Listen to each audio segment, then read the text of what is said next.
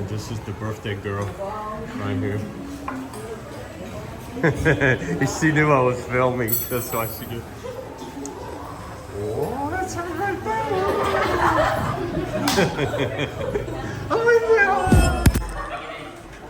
I got 25 times zoom now. I'm zooming in on your pores.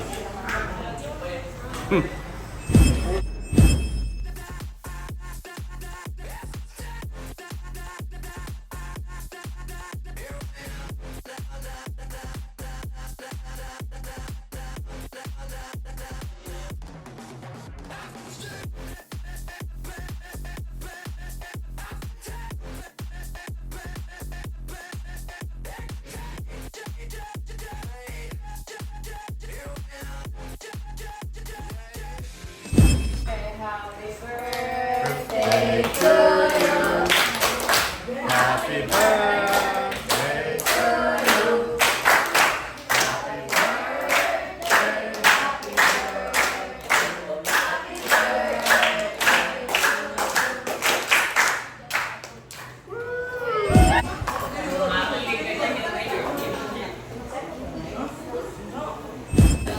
Hey, when I went to school, this is where I sat in the back of the class.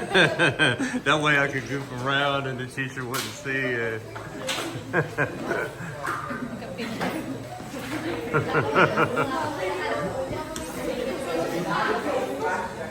So I know who you guys are back here. Oh.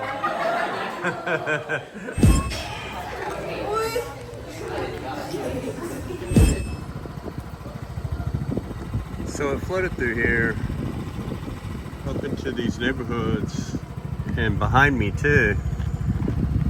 When a typhoon came, not this season, but the season before last, they decided to put a seawall right here. And you see how good it looks. That's the top of the seawall there. That seawall curves down into a curve like it will make the waves flip back over on themselves. So let's check it out. This looks really nice. They did a nice job on this thing.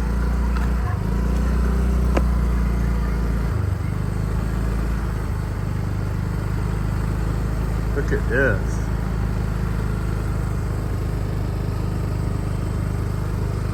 And they're planting plants and everything. They're decorating too. Look, they put some trees there. Very good. They have like nuts that taste like really weak walnuts. That's what they taste like. They taste like a walnut, you know, with the flavor divided by 10. So you can just, it's like a really faint walnut taste. But they provide a lot of good shade. But I don't know, they got a big roots and stuff, I think, and I don't know how they're gonna do in that little bit of, no, it's beautiful, right? They did a real good job on the brickwork and everything.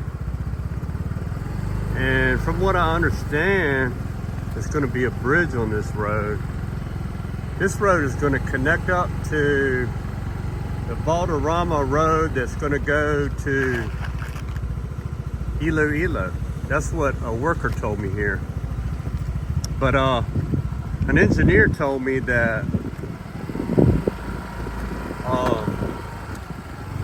the seawall was going to continue on down to where I live at. Whoa! Sorry, dog. I didn't mean to scare you. Anyway, look at this bridge. I don't know about that. You can see it's already warping a little bit right there. See the bow in it? I would say no to that bridge. I mean, it's good for pedestrian traffic probably. I wouldn't drive anything across there, which you could only drive a motorcycle, I think, across there. And you wouldn't want to do that because if you fell over, you'd be dead, because there's no side rail or nothing. So it's just for walking. you get pushed by your friend, you might also die. But I don't know, you might not land on a rock, but I don't like the chances. So they're steadily still working right here. I don't know what, I can only tell what's going to happen when it happens here, because you hear different stories. So if that seawall is going to continue on by my house down there in the years to come,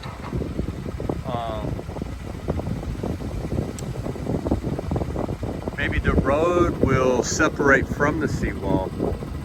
The seawall will go that way, and this road eventually will go over the river to the Valderrama Road.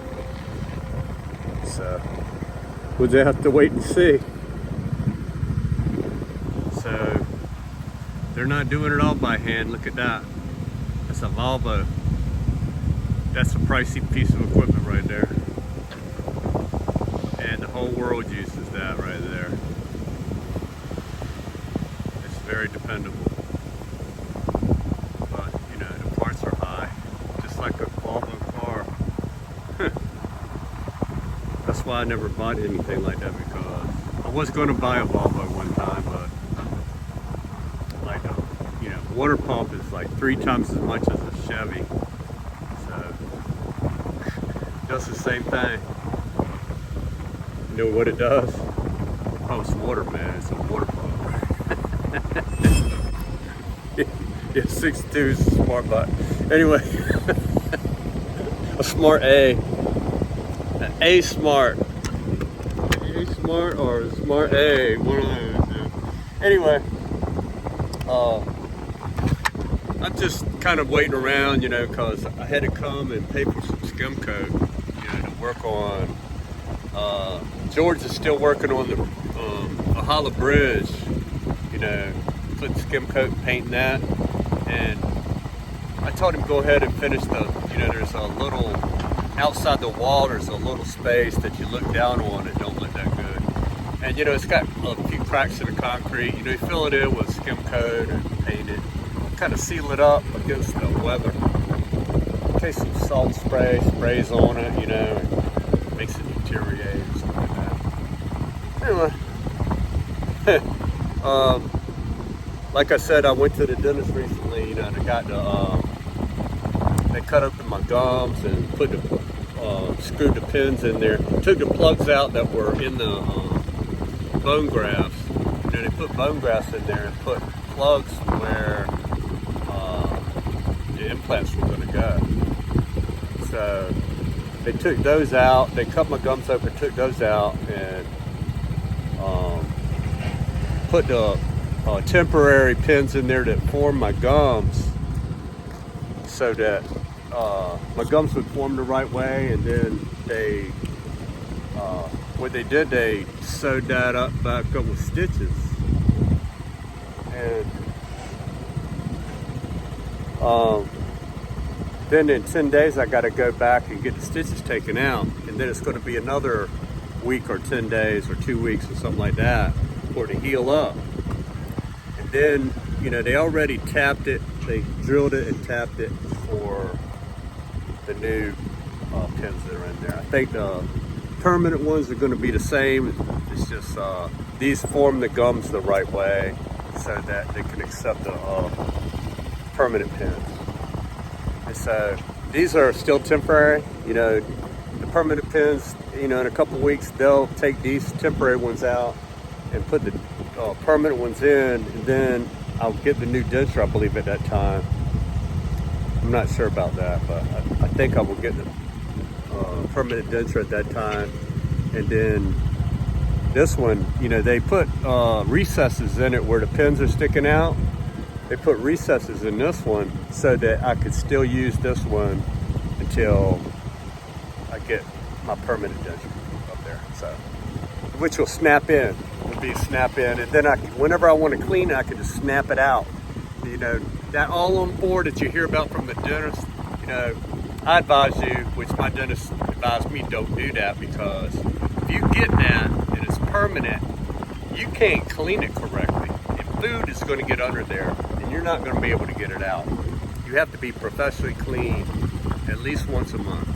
And then what are you going to do? You're going to get a piece of meat. You're going to eat a hamburger. You're going to get a piece of meat under there the day after you got it professionally cleaned. And then you're going to wait 29 more days while that piece of meat is in there getting botulism, or who knows what else will get in there. I don't know. I don't want to leave no piece of meat under there. But there said, he taught me out of it. He says, you better not do that, because, you know, I've seen where, you know, the gums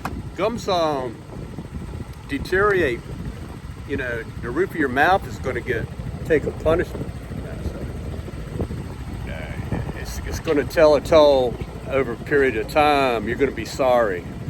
I've seen it happen over and over again. That's what he told me. So he convinced me. I was going to get permanent ones, all on 4 on the upper. And on the bottom is still mostly mine. You know, there's 2 of my regular teeth are in the back. That's it. The rest of them are crowns. On my regular teeth, though, except for 2 places. Root canal, you know, all that stuff. A stud with a root canal, blah, blah, blah. You know, with a crown on that. So, that's all I'm talking about right now. Anyway, don't get all on 4 permanent. That's my advice. Crown, zirconia, with underneath is some ceramics with zirconia on the top, and they stay pretty white on their own. You know, I just brush them with regular toothpaste, all that. You know, I use the Epident thing on the top. So I like being able to snap it out up there, and the bottom's just like regular teeth. You just floss, brush your teeth like normal on crowns. You know how they go. But then the top, take it out, put it in an Epident. I'll brush it, you know, clean it, and then put it in an Epident thing that bubbles up, you know, in the glass overnight. So it's fresh and clean early in the morning. Oh yeah. 62's riding the white horse. So here's a little closer look at this. Wow, this is beautiful. Man, look how good this looks, man. For real. This is super nice.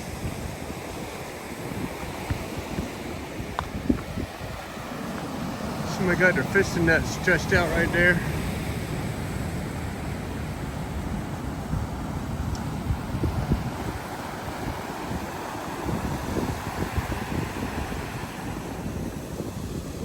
Oh my gosh, a friend of mine told me that some of these barges that get the gravel and stuff from the Kanganega River down here near my house, some of these barges they get rocks and sand and stuff from the river. A friend of mine told me some of those are Chinese, and they use them to make the islands that they're stealing from the Sulu Sea out here, and they're making runways for their jets and stuff to land on, so they can try to defend territory that's not even theirs. They are literally out making territory in the Sulu Sea here that is not their land. They're just gonna get like a sandbar in say it's your fishing grounds, you know, 200 miles off the coast of countries. You know, international law is that's your private fishing ground, so any country. So say there's a sandbar in the middle of your fishing ground out there at 180 miles. They're coming in with these barges and expanding it into an island, and it was only a sandbar. They're expanding it and then claiming that territory inside your fishing grounds. And then they come inside the fishing grounds of all these countries over here, Vietnam, the Philippines, and Cambodia and all that. They come in their fishing land and take all the fish out of there. Their massive fishing fleet. So I don't know. It's not my business, you know. I'm not a citizen of the Philippines, you know. I just support them. So I support whatever the Philippines say, you know, because I'm just a retiree here from another country. But the Philippines historically been friends with the United States, and so United States backs the Philippines, and so do I. So it looks like it's gonna rain, so I gotta get my motorcycle, my scooter. Me and my scooter gotta make its way home. So I wanna thank the United States of America again for, and the US Navy for giving me a job and making it something that's challenging. You know, I used to make propulsion shafts for all the ships in the US Navy, aircraft carriers, guided missile cruisers, guided missile destroyers, all that stuff. Disney, and all the different shafts in there. Prop shafts, the propeller shaft, if you don't know what a prop shaft is, the propeller shaft that the propeller goes on, and the stern tubes, intermediate shafts and stuff like that. And I make anything. I can make anything out of metal. Just give me a blueprint. If you don't have one, I can make one. I'll just program it myself. When the CNC equipment in, boom, we'll cut it. We'll cut it together. I'll program it, push the button, and you just watch it. Watch it cut. Oh yeah, they're busy decorating plaza for Christmas. I don't know what this is gonna be. What's that gonna be right there? Santa's house? Maybe castle or something. Santa's castle? That, I think it's gonna be a big Christmas tree, right? Oh my god. Come over this way, let's check it out. But there's something else over there. Where? Right there where you walk in. That's the same thing that they have last year. And there's another building over there on the other side, see it? I've never seen this before. Yeah, it's a brand new building. Huh? It's a brand new building. Right. What? Somebody bought a sting to Bara. A what? A sting. Uh-huh. And she accidentally opened the San Big Apple. Oh. Oh, accident my butt. No, I don't know. That's the kind she likes, San Mig apple. Oh, I know. I have to. Oh, that's the trick now. So, this is the welcome to Bugasong side. And, you know, Bugasong is not just a name like,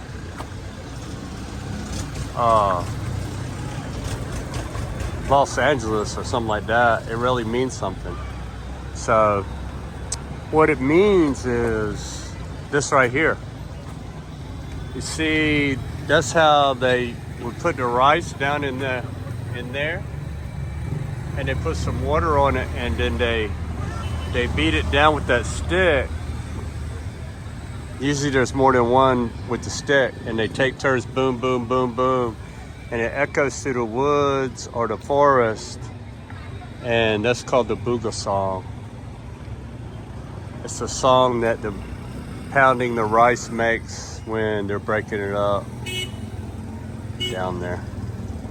So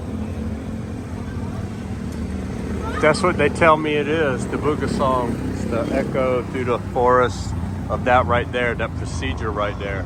They have a competition of the Bugasong too, in the when they're doing the festival and everything here, which is coming up in December. They have a pageant, they have a beauty pageant and a Christmas celebration. Then right after the Christmas celebration or before it is the town festival. So every barangay has a different.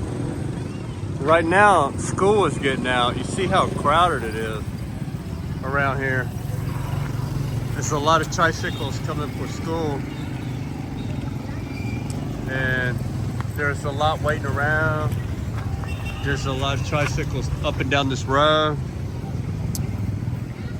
So there's a lot of kids getting out of school right now. There's 2 schools down this road, 2 or 3 schools down this road. Look way down there. There's kids everywhere down there, all the way down that road. Like I said, there's 2 or 3 schools down there. Man.